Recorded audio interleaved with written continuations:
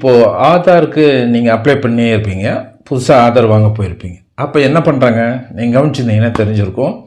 உங்களை ஃபோட்டோ எடுத்துகிட்டு 10 விரலையும் என்ன பண்ணுவாங்க, ஸ்கேன் பண்ணுவாங்க. நல்லா ஸ்கேன் பண்ணுவாங்க. சில சமயம் விழாது, கையை அழுத்தி எப்படியோ ஒன்று ஸ்கேன் பண்ணி எடுத்துருவாங்க. அடுத்தது என்ன பண்ணுவாங்கன்னா, கண்ணை ஸ்கேன் பண்ணுவாங்க.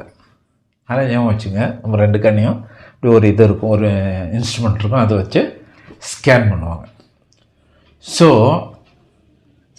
கண்ணை ஸ்கேன் பண்ணுறது ரொம்ப முக்கியமான ஒன்று. ரேகையை ஸ்கேன் பண்ணுறது எப்படி ஒரு முக்கியமோ, அதே மாதிரி கண்ணை ஸ்கேன் பண்ணுறதும் ரொம்ப முக்கியமான ஒன்று. இப்போ ரேகை ரீட் பண்ணலன்னா, ரேகையை அந்த ஸ்கேனர் ரீட் பண்ணலன்னா கண்ணை வச்சு ஸ்கேன் பண்ணிடலாம். கண்ணை ஸ்கேன் பண்ணிட்டோம்னா உங்களுக்கு ரேகையில் என்னென்ன டீட்டெயில்ஸ் கிடைக்குமோ அத்தனை டீட்டெயில்ஸும் கண்ணை